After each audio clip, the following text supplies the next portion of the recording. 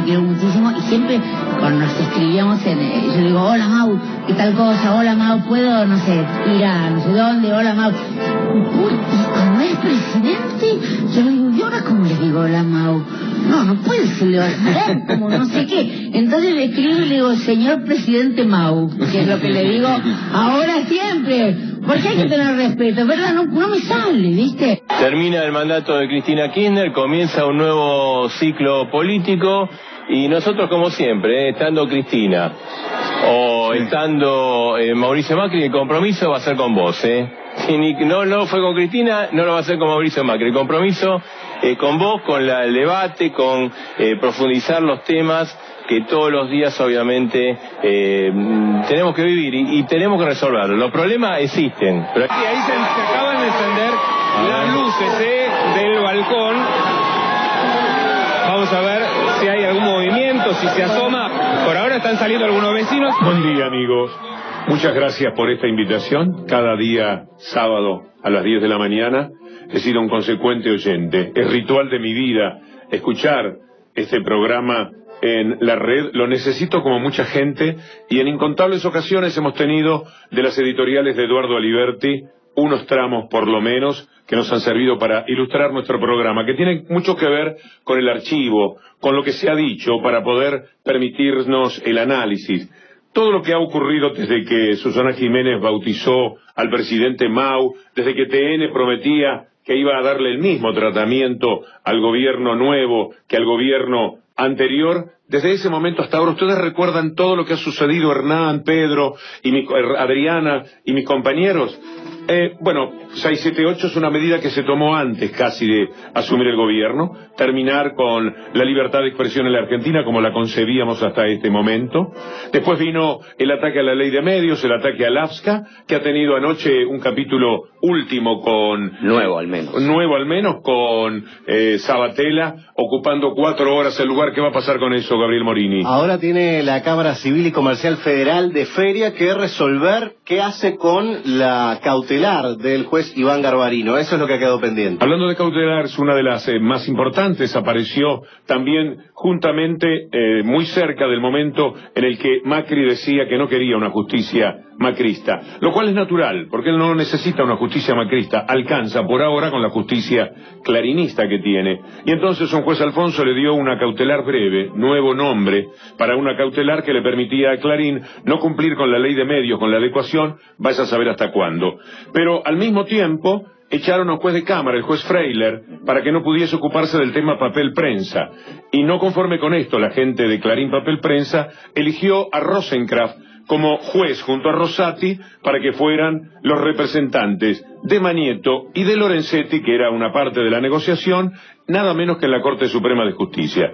Despidos, represión, las escuchas que ahora pasaron a la Corte le dio un ataque de pudor y dijo, ¿cómo nos vamos a hacer cargo de esto? ¿Cómo puede ser que la Corte pudiera resolver el tema de las escuchas y ser juez y parte? Es decir, la Corte tendría que acusar y al mismo tiempo tendría que fallar, algo impensable en la justicia. Las escuchas de Macri, que también quedaron en olvido, la UCEP, la magistratura, el Código Procesal Penal, Venezuela, que es todo un tema, Pedro, del que también uno puede ocuparse, de lo que es el resumen de este primer mes de gobierno, y que me parece tendrá capítulos reiterados próximamente. Sin lugar a dudas, porque ayer el discurso del presidente Nicolás Maduro ante la Asamblea Nacional tuvo un hecho inédito de estos últimos 17 años. Habla Maduro, pero la Asamblea Nacional está presidida por la oposición y hubo, por supuesto, un enfrentamiento político que tendrá consecuencias.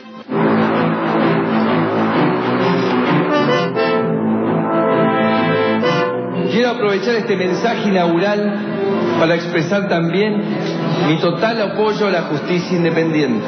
En nuestro gobierno no habrá jueces macristas. No existe justicia ni democracia sin justicia independiente. Pero ustedes ya tienen plena idea de lo que ha sucedido con ese discurso. Justamente una justicia macrista fue la que determinó que quien estaba rumbo al juicio oral, o tenía que seguir procesado por eso, quedara desafectado nada menos que del tema de las escuchas. El colega Darío Villarruel, Sergio Burstein, familiar de víctimas, tenían por supuesto para decir lo suyo en una de las primeras decisiones de la justicia con respecto al gobierno, que quería que no fuera una justicia macrista. Y la sensación que nos queda, yo no sé si está bien o mal, es que lo sobreseyeron por ser presidente. Porque claro, muy desprolijo. Un procesado nombra 2 jueces en comisión en la corte. Un procesado firma decretos de necesidad de urgencia. Interviene organismos. Maneja a piacere la economía de la Argentina sin el Congreso funcionando. Y el tipo procesado.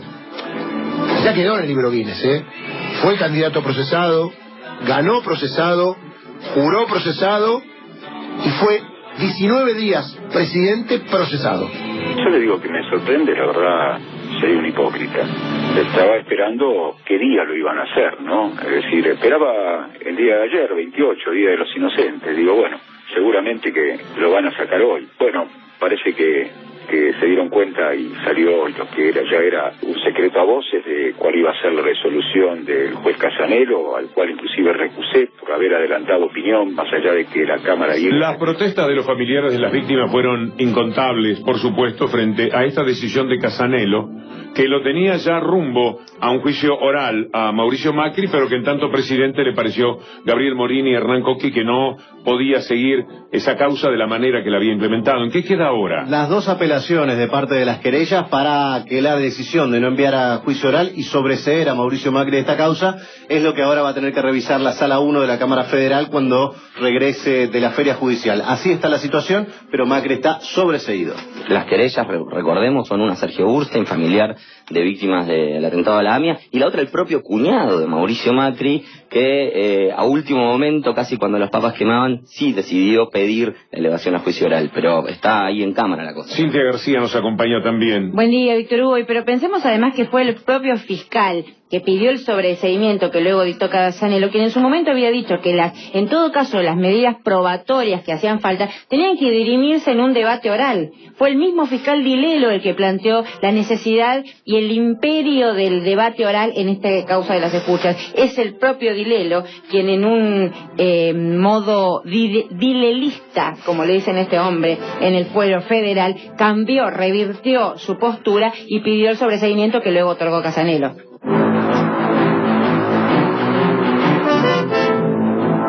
Muy formadas en derecho constitucional, con realmente miradas muy pluralistas en ambos casos, así que yo creo que ha sido una buena elección. Se podrá causar sorpresa el método, que no debería ser tanta, pero creo que hay casi consenso hoy de que los 2 nombres son 2 nombres intachables. Es la voz del ministro Garabano explicando y justificando una decisión que, si uno la cuenta en el resto del mundo, difícilmente la crean. No debe haber ocurrido en un solo país, pero en toda la historia de la humanidad, salvo en dictaduras, por supuesto, que un presidente de la República designase jueces en comisión para la Corte Suprema de Justicia. Por supuesto que a Julio Mayer y al doctor Raúl Zaffaroni esto les ha parecido un disparate. La palabra disparate va por mi cuenta, pero es más o menos lo que corresponde interpretar.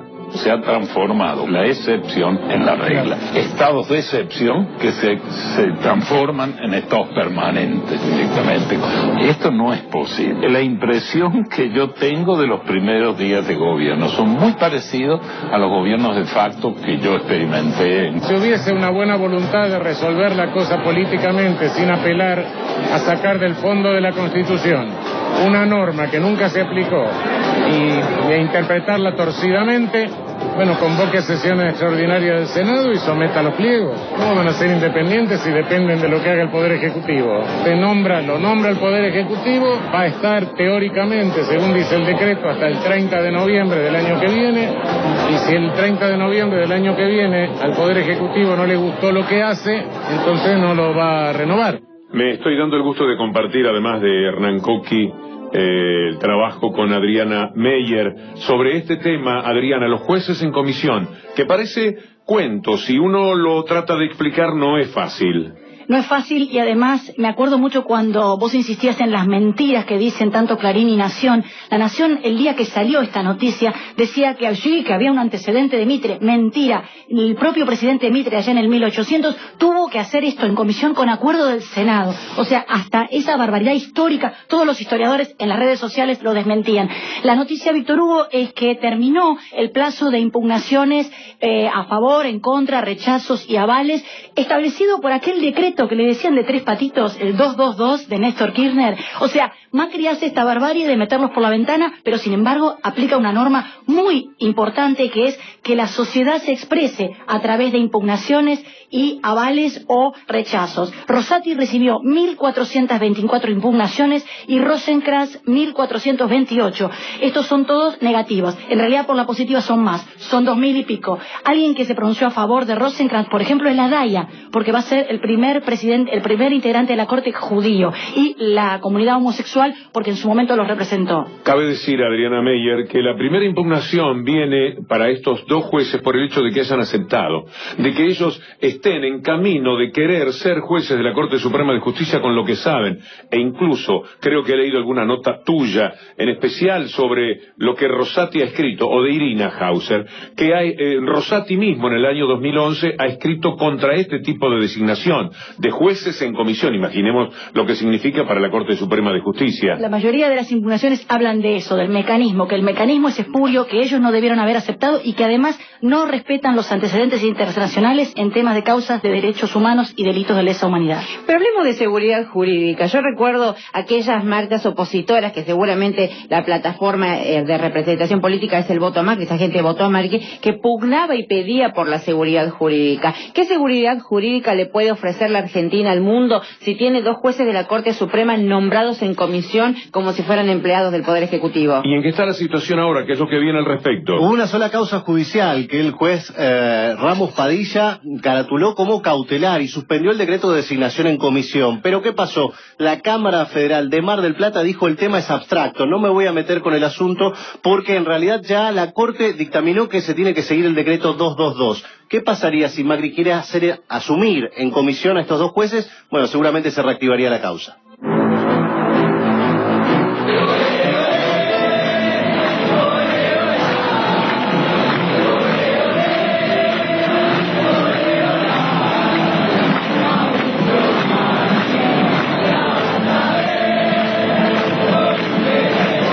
Por todo lo que estaba ocurriendo, por este desprecio hacia la justicia y los valores republicanos, quienes ofrecían más república, la han opacado al límite que no se puede creer. Si uno lo cuenta al exterior, insisto, no es una situación que se compadezca con lo que puede esperarse. Menos república designando por encima de los poderes y de la Constitución y de las leyes jueces en comisión a la Corte Suprema de Justicia. Menos democracia también, como veremos, porque se ignora el Congreso de la Nación en decisiones de centenares de decretos de necesidad y urgencia. Y mientras tanto, perdóname, Víctor Hugo, la comisión bicameral que por ley debe regular y establecer si un decreto de necesidad de urgencia era de necesidad de urgencia o no, no funciona porque después a fines de diciembre se intentó conformar. Tiene integrantes, pero nunca pudieron acordar quiénes van a ser las autoridades, con lo cual no sesiona, a pesar de que la ley dice que sí sesiona cuando el Congreso está en receso. Pero para hacer todo esto, Hernán Coqui, para poder ignorar el abrazo al Congreso y tantas otras cosas se necesita el ninguneo informativo.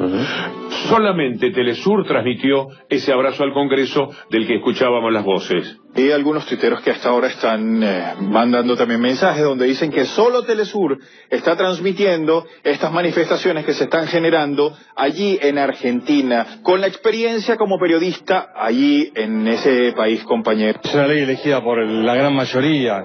Aparte no fue una cosa entre gallos y medianoche, se tuvieron años tratando, acordando con distintos grupos para lograr a este. Y como decía el compañero, viste, un socio de la dictadura como Aguad, que pertenece a este gobierno, que habla... Pero eso no sería todo. Faltaba todavía mucho, porque se iba a llegar a la finalización de la ley de medios por un decreto de necesidad de urgencia, por lo menos como intento. Después vamos a ver con Adriana Meyer, con Gabriel Morini y con todo este equipo de Eduardo Aliberti, al que tanto le agradezco este momento, en qué va a quedar la situación. La noche del 24 de diciembre es inolvidable. El presidente de la AFSCA, adentro, resistiendo a su manera para poder quemar las naves de no abandonar ese lugar en el que está, cumpliendo con la ley, cumpliendo con una designación que recién terminaría dentro de 2 años. Que con esta medida lo que está haciendo no es solamente desalojando un edificio, sino que también está haciendo es, en la práctica,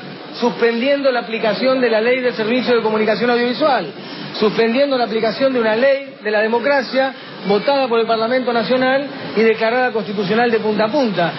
Ese era el dolor y la aflicción de Martín Sabatella, que como decíamos en el comienzo con Hernán Coqui se ha extendido hasta las últimas horas de ayer, cuando estuvo ocupando la AFSCA durante 4 horas. ¿Qué ocurrirá con eso? Bueno, ahora, Víctor Hugo, lo que tiene que hacer la Cámara Civil y Comercial Federal durante la feria es definir si da curso o no al amparo de Iván Garbarino. Lo que dijo ayer fue que la apelación que presentó el gobierno es válida para hacer caer la cautelar mientras se tramite. De todas maneras quedó muy claro que Martín Sabatella debió ser autorizado a entrar hace una semana por la vigencia de esa cautelar que ahora acepta la Cámara justamente a través de este fallo que es el que hizo retirar nuevamente a Martín Sabatella de la Cámara. El relator para la libertad de expresión, Víctor Hugo, de la Comisión Interamericana de Derechos Humanos, mostró preocupación por este DNU que disolvió AFSCA. Estamos hablando de Edison Lanza, que es el relator especial de la Comisión Interamericana de Derechos Humanos. Hay una frase que dice: cuando se borran todos los controles y los límites regulatorios en los medios de comunicación, se puede dar un contexto de hiperconcentración.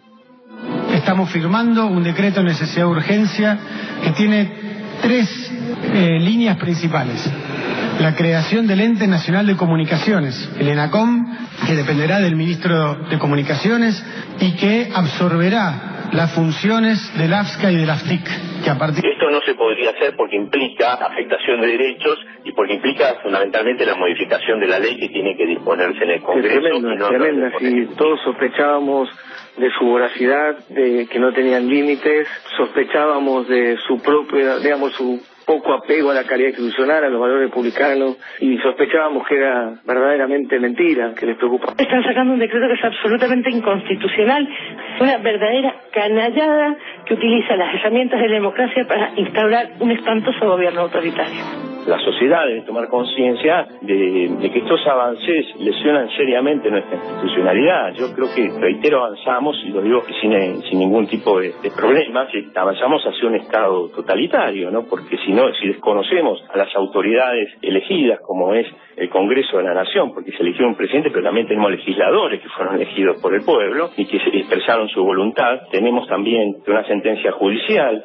Volver a la situación anterior, después de muchos años de debate, de muchos años de esfuerzo, creo que están volviendo a poner el futuro en manos de estos grupos corporativos. A los solos fines de justificar una medida que el núcleo lo dijo claramente. El cable, van a desregular el cable, van a quitar los controles antimonopólicos, y lo dijo claramente, que él no cree en medios concentrados, nada de eso, que esto se trata de competencia. Esto significa la pena de muerte, la libertad de expresión, en primer punto, porque van a mantener la concentración. Vamos a ser claros, no lo dice el kirchnerismo, no lo dice un partido político, lo dicen todos los organismos de libertad, que entienden derechos humanos respecto a la libertad de expresión. Donde hay concentración mediática, no hay libertad de expresión. Las voces de Graciana Peñafort, del juez Arias, de Martín Sabatella y de Marcos Peña en el inicio de toda esta historia que está intentando terminar así, abruptamente, nada menos que con la ley de medios, posiblemente una de las mejores leyes de la historia de la democracia. Porque representó ni más ni menos que la socialización de la palabra, Víctor Hugo, y así lo entendió la sociedad argentina. Pero permitime decirte algo, Macri mintió.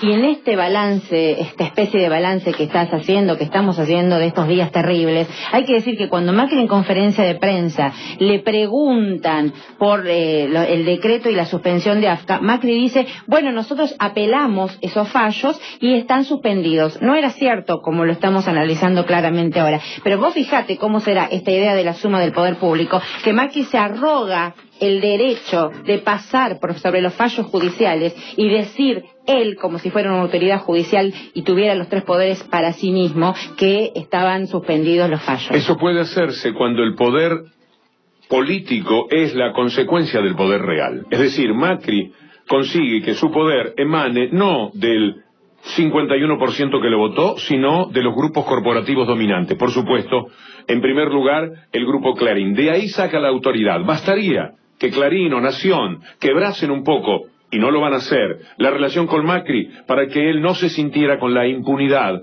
que ahora, como quien se tira en una piscina y sale mojado, él ha tomado de ese poder, que por supuesto es impune, y lamentablemente, aunque no aplica a Macri, no todavía impune y mafioso, que impone en sus comportamientos el grupo Clarín. Las 10 de la mañana, 27 minutos 40 segundos, estamos a 2 minutos del informativo. Lo quiero aprovechar con algo que dijo sobre la cuestión central de la libertad de expresión Roberto Navarro.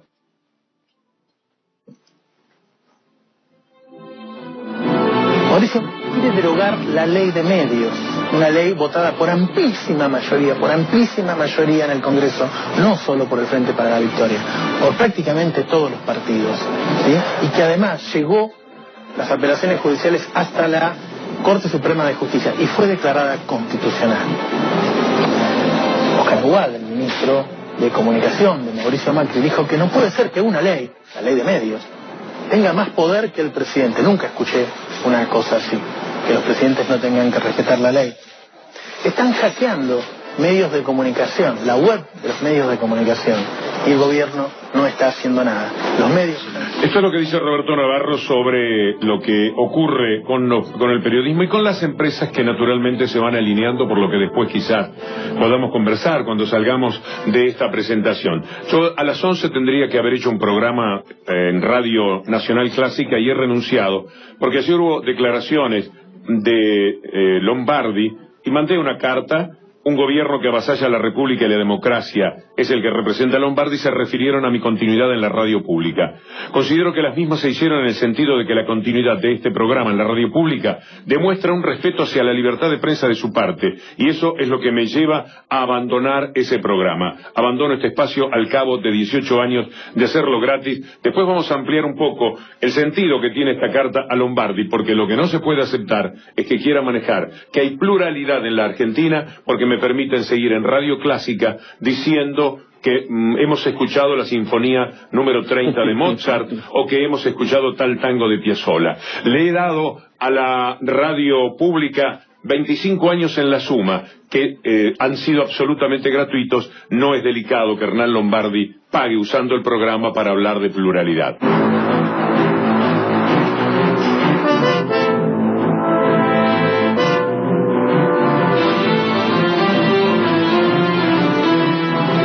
En materia de contratos, hemos observado, para que tengan una idea, el Estado hoy tiene 64.000 contratos y en los últimos 3 años se han incorporado alrededor de 24.000. Es un número importante. Hay una reforma del Estado de la que nos está hablando, que eso va a repercutir directamente sobre la vida de todos los argentinos, porque acá se están fusionando ministerios, se están desapareciendo ministerios. Eso habla de que va a haber pérdida de funciones del Estado, que en un mediano plazo vamos a empezar a ver dónde son los coletazos que sufre la población frente a que el Estado va cambiando. Hubiera gente que no esté trabajando, nosotros no vamos a defender a quienes no municipales, somos del área de presupuesto participativo y nada, hoy nos enteramos que estábamos despedidos. Nosotros somos mensualizados anuales, o sea que nos renovan los contratos anualmente, cada año. Hoy, bueno, llegaron todos a trabajar y como desde el 7 de diciembre que no tenemos ni secretario, ni director, ni nada.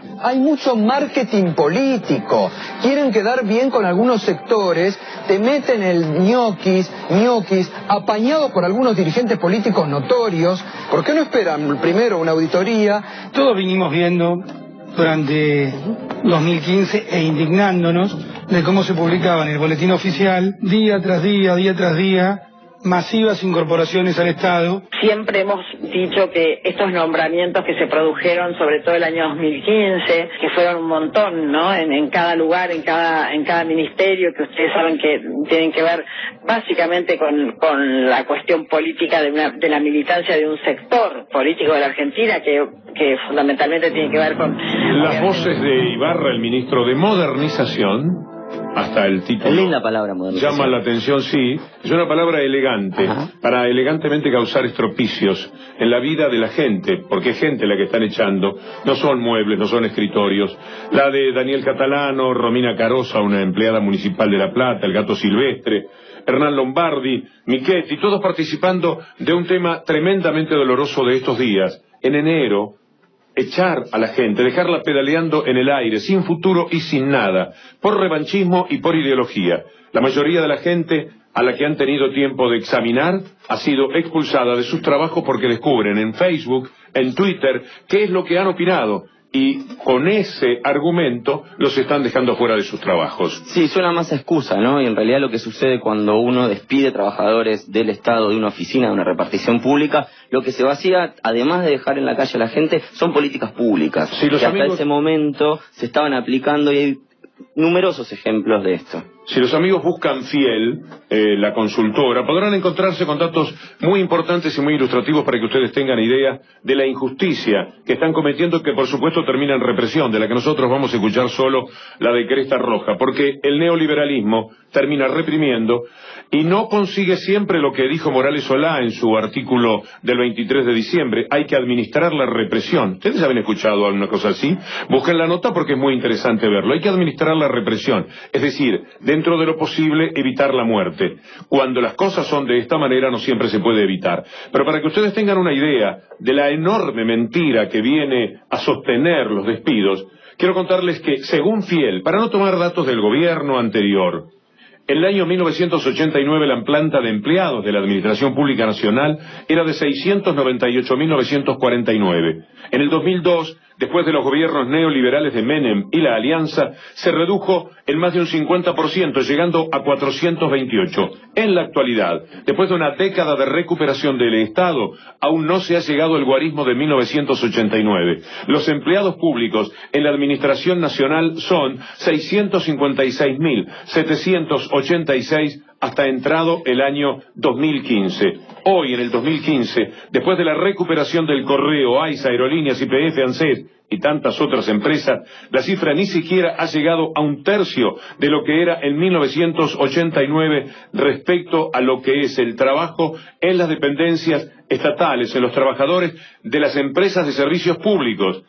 Teníamos en 1989 la cifra mencionada, actualmente en las empresas públicas no se llega a aquellos 322.448, tiempos de Alfonsín haciendo el traspaso a Menem. Estamos en 125.771, cifras que entran en el año 2015. Por eso, la represión a quienes trabajan en el Estado o en lo privado son inevitables. Y te invito, Víctor Hugo, a seguir en minutos nada más con esto que hubiese salido el lunes en Radio Continental, en tu programa diario, que ahora ya no está más por decisión del grupo Prisa por ahora, y en minutitos volvemos con Marca de Radio, con La Mañana en el exilio, con La Mañana y con todo el equipo de Marca y de La Mañana.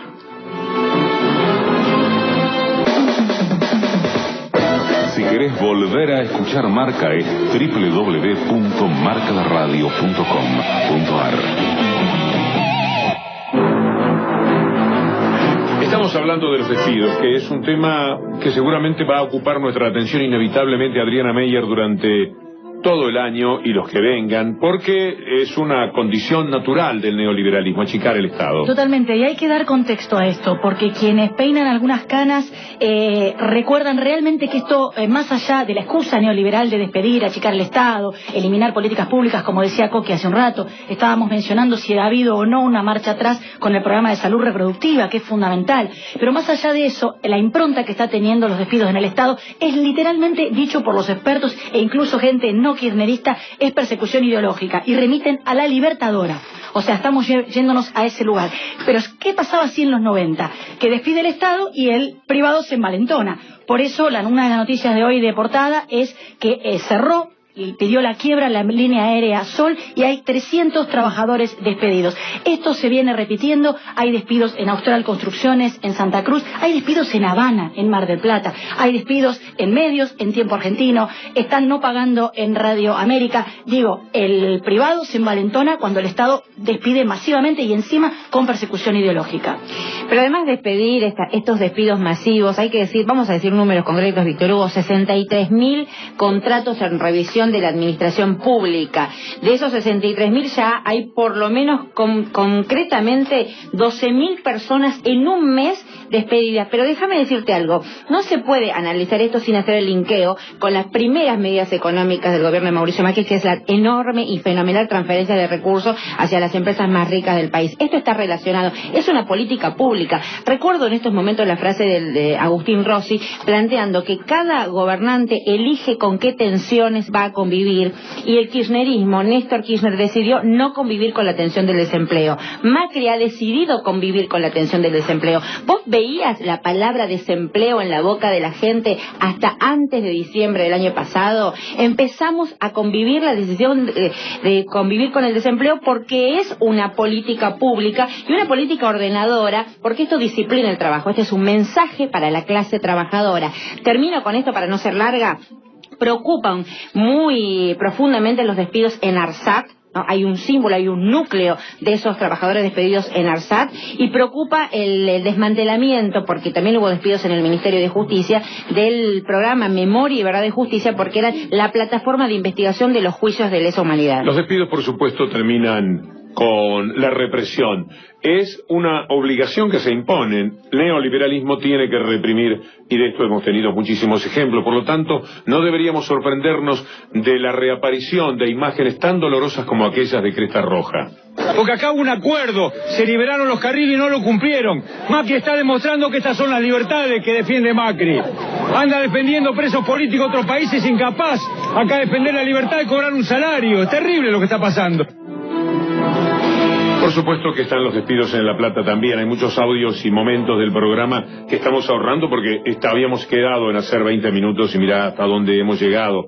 Nos van a quedar, por supuesto, decenas de tramos, pero no quiero dejar de mencionar por lo menos lo de La Plata. Sí, los trabajadores despedidos de la municipalidad se habían manifestado frente a la municipalidad, a la sede de gobierno. ¿Y qué sucedió? La policía los reprimió a puro balazo de goma y gases lacrimógenos, y terminó, toda la historieta terminó con el intendente Garro reincorporando a los despedidos y en una promesa de revisión zaraza de esas que siempre aparecen. Veo que tienen como invitado Omar Plaini. Está Omar Plaini, también va a estar Hugo Yasky. Vamos a hablar de despedidos, vamos a hablar de paritarias, vamos a hablar del movimiento obrero organizado, a ver en qué anda el movimiento obrero organizado. Yasky a partir de las y Heller son parte de lo que viene en el programa, que es el final del cepo, que es parte de la explicación o el sustento de todo lo que ha ocurrido. Y Heller, que a las 12 tiene su habitual columna que va a cerrar este tramo de audios que tenemos en nuestro programa. Ese fenomenal recurso de transferir a los más ricos, pero no a los ricos, a los más ricos en este caso.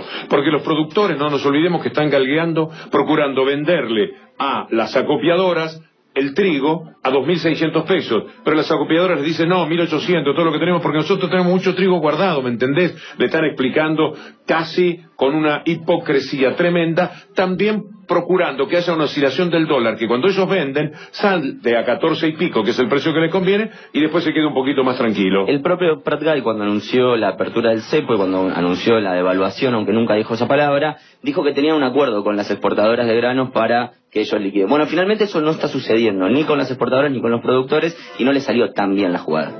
Y nosotros estamos muy contentos de poder hoy anunciar el final del cepo cambiario en Argentina.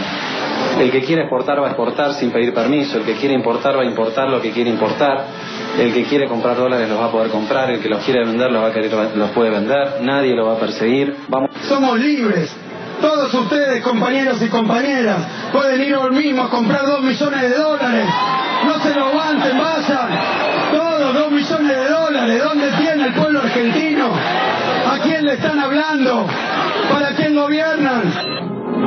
Las devaluaciones sirven para cambiar la relación de precios relativos de las cosas. Por ejemplo, se devalúa un 50%, los productos aumentan un 50% y los sueldos mejoran un 50%, tienen que devaluar de vuelta. Estamos en el punto de partida. Históricamente, las devaluaciones han sido mecanismos destinados a reducir el valor real del salario, porque no se le puede reducir el valor nominal, bajar el costo del salario, que es el que se atrasa. Hasta aquí llegamos. ¿Cómodo? Muy contento. Solamente nos falta dejarles el humor y un saludo de Matías Canillán. Para todos, muchísimas gracias por la invitación. Eso es muy poco. Recordemos que Matías también se ha quedado sin su trabajo en Radio Continental porque es un peligroso opinador, conocedor de los temas del fútbol en radio como no existe otro en materia periodística en la República Argentina y que tiene siempre muchas cosas para denunciar. Se liberan de eso. Ayer leía una carta que escribió uno de los trabajadores que todavía no cobró el sueldo en el grupo 23 y él hablaba del trabajo periodístico e intentaba siempre dividir el trabajo del periodista como un trabajador respecto de la empresa para la que trabaja. Y muchas veces en estos días de tanta intensidad con ustedes y con muchos otros trabajadores despedidos, eso se olvida, el rol del trabajador y el rol de cada uno de nosotros a la hora de sentarnos en un micrófono o de ir a una oficina pública o de lo que sea. El 31 de enero hay una movida con la gente de el grupo 23, estaré así acompañando, voy a ser, ahora que tengo más tiempo, voy a ser uno de los moderadores de una movida musical, etcétera. Aprovecha que tenés tiempo. Para acompañar y hacerle el aguante a mis compañeros del grupo 23, de Tiempo Argentino, etcétera, que están pasando por una situación sencillamente espantosa. Y hablando del empleo privado, Víctor Hugo, vos sabés que el 80% del empleo privado en la Argentina lo genera el sector de pequeña y mediana empresa. Bueno, te voy a dar un dato que la verdad que no es alentador, que ya nos lo pasa Ariel Aguilar, que representa la Cámara de Marroquinería.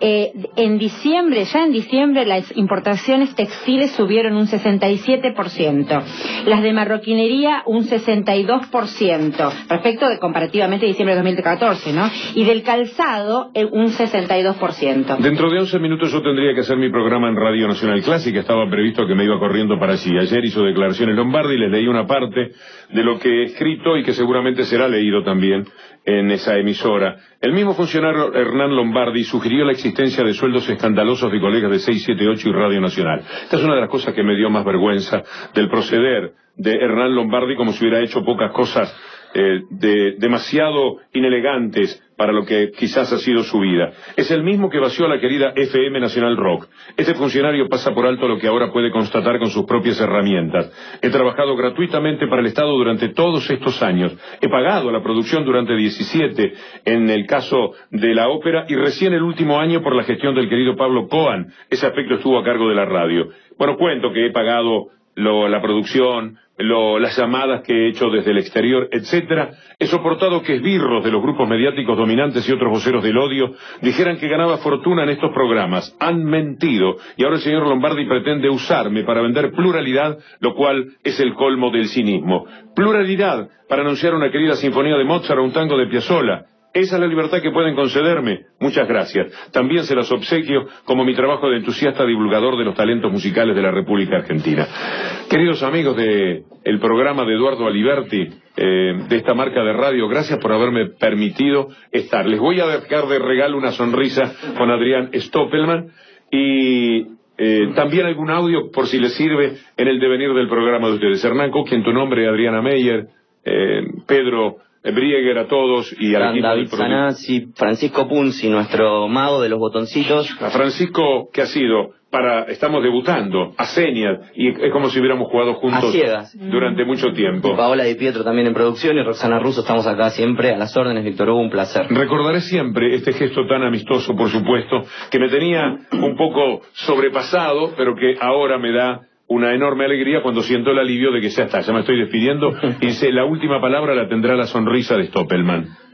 Quería mencionarte algo porque cuando sucedió lo que sucedió el lunes, Eduardo se comunicó inmediatamente. Viste que por las redes ahora, por más que Eduardo está de vacaciones en un lugarcito aislado, no tenía mucha comunicación, algo llegó y estaba muy preocupado por lo que te estaba pasando. En ese momento no sabíamos muy bien en la vorágine de la mañana algunos aspectos de cómo había sido la cosa. Después la cosa se aclaró y muy bien. Y entonces empezamos a diseñar la idea de que estuvieras acá. Nos parecía que tenías que estar acá, nos parecía que es importante tu voz, como dijo Zeta Rosa alguna vez, el paso en la marcha. Y bueno, esperemos que esta no sea la última vez que nos visitaste. No, ya ha sido un abuso de mi parte, estoy más que reconocido. Estas cosas tienen que durar 10-15 minutos para que sean simpáticas y no pesadas. Es enorme la generosidad de los profesionales que integran el programa. Gracias, Pedro, que es el que más conozco del grupo. Adriana, a la que he leído tanto y también estimo y respeto enormemente, y a Hernán también, y a cada uno de los integrantes del equipo. Muchas gracias a Marca de Radio. Será hasta que Dios lo quiera, y los dejo entonces con, gracias a Cintia, por supuesto, Gabriel Morini, Matías Canillani, Adrián Stoppelman, por haberme acompañado a este lindo, amistoso, cariñoso desafío de estar en este programa haciendo un poco de lo nuestro, de lo que ya no podemos hacer en Radio Continental. Pasan cosas raras con las computadoras, papá.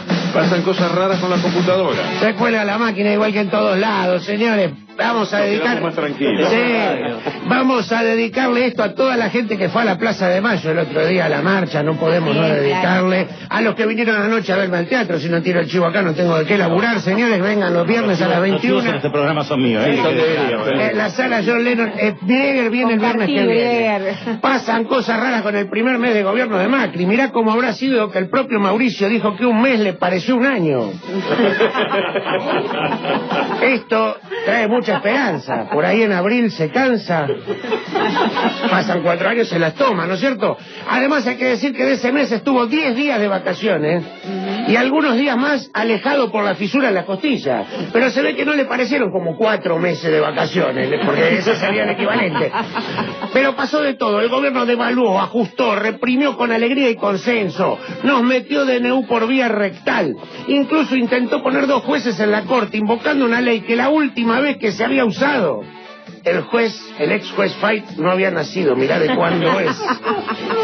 Le bajó las retenciones al agro y el agro le contestó con alegría, no vendiendo y presionando para que devalúen aún más lo que se dice. Al gobierno le salió un grano en el tuje. Liberó el llamado cepo, que ahora nos permite comprar hasta $2 millones por cabeza, cosa que aún no pude hacer porque tuve que usar la guita para comprar 2 kilos de milanesa. Intervino la AFTA, la TIC, levantó la programación de Radio Nacional, rascó 678 y fiel a su promesa de campaña de tener diversidad de voces, cumple. Las voces serán distintas, habrá voces graves, voces finitas, voz de pito, pero todas dirán lo mismo. El ministro Prat Gay incluso llegó a tratar a la militancia de grasa, a tal punto que a partir de ahora en las represiones a las marchas, los carros hidrantes no van a tirar más agua, van a tirar SIF, y en lugar de balas de goma te van a tirar con discos activos de Mr. Músculo. Declaró la emergencia eléctrica, la emergencia de seguridad, la emergencia estadística, y con el papelón que pasaron con la fuga en cualquier momento declaran la emergencia de anuncios gubernamentales. El tema que marcó todo el periodo fue la fuga, que se le complicó al gobierno más de lo esperado, que tuvo su emergencia papelonera cuando anunciaron que los tenían a los 3 cuando solo tenían a 1. Seguramente, Víctor Hugo, amigos, compañeros, lo que le jugó en contra al gobierno fue el lugar donde apresaron primero a la nata. Ya está. Bueno, que llamaron y dijeron, ¿ya está? ¡Ya está! Ya están los 3, creyeron que ya los tenían a los 3. Además, el gobierno denunció que le dieron información falsa para distraerlos. De hecho, pude saber que hubo una pista falsa, porque la Policía Federal mandó un radio que decía: tenemos rodeados a 3 sospechosos de alta peligrosidad, solicitamos órdenes para proceder a la detención. Le contestaron, son la nata y Esquilachi. No, uno se llama Melconian, el otro Prat Gay y el otro Sturzenegger. Pero yo creo que la fuga y la forma en que los atraparon a los prófugos es una metáfora perfecta de este gobierno y el futuro. A ver. Fíjate que a uno no lo atrapó la policía, lo atrapó un bache. Y a los otros 2, ¿quién los acorraló? El hambre.